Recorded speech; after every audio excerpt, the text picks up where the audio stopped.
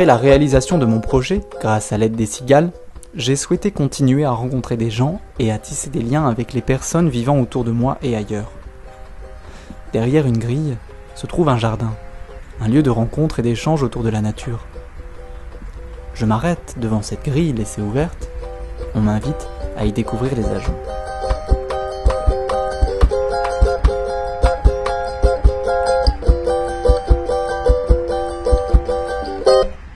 Les ajoncs, c'est une aventure humaine qui essaye de promouvoir toutes les actions qui vont mêler lien social et environnement. Et notre action principale par rapport à ça, c'est la mise en place de jardins naturels partagés.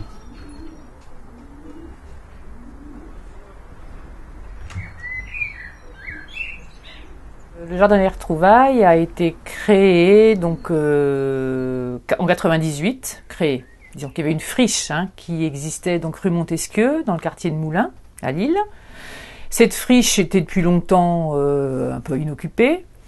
Et l'association des ajoncs s'est créée à ce moment-là, donc les Amis des Jardins Ouverts et Néanmoins Clôturés, avec l'idée de créer un lieu de nature où faire des choses ensemble avec les gens du quartier ou quartier éloigné aussi.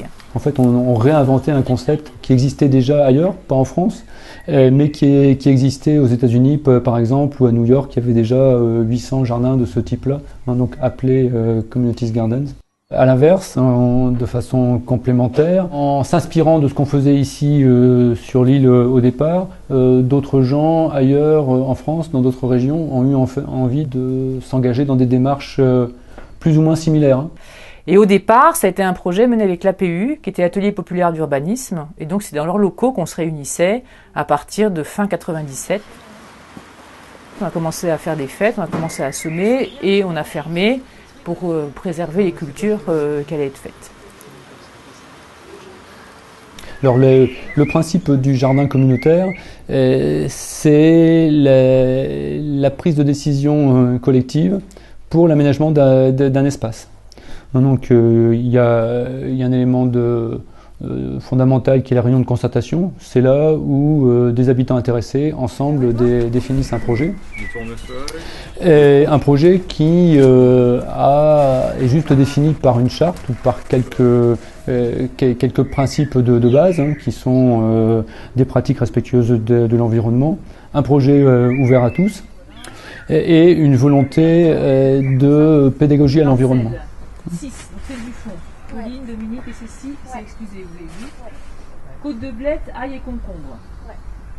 On peut envisager les répercussions des mises en place des jardins naturels partagés sur les habitants qui participent des projets de deux manières. Un aspect qui est l'habituation sur des démarches citoyennes, on va même appeler éco-citoyennes. C'est aussi une façon de pratiquer de la démocratie très très locale. Et puis après, il y a l'aspect retour sur sa propre expérience et sur ses propres pratiques. Et on constate des gens qui, petit à petit, prennent l'habitude d'amener leurs déchets ménagers, par exemple, au compost du jardin, ce qu'ils ne faisaient pas auparavant. Petit à petit, on se rend compte que certaines personnes, même la plupart des habitants et jardiniers, finissent par avoir un regard différent sur leur environnement, et notamment sur l'environnement naturel, mais aussi sur l'environnement social. On cultive pour faire des choses ensemble, et on ne cultive pas que des légumes ou des fleurs, parce que les fleurs c'est important aussi, c'est beau. On cultive du lien. On cultive, donc on fait des fêtes, on mange ensemble les légumes du jardin, éventuellement s'il y a des musiciens, il y a des musiciens qui viennent faire de la musique, de la chanson, il y en a qui vont faire de la mosaïque. C'est tout type d'activités qui se prêtent à se faire sur le jardin. Donc c'est ça, c'est les valeurs de vie ensemble en fait, de lien social en fait entre les habitants, entre les gens qui viennent dans le jardin, puisqu'en fait il n'y a pas que des habitants du quartier, il y a aussi des gens qui sont attirés par l'ambiance ou par le lieu.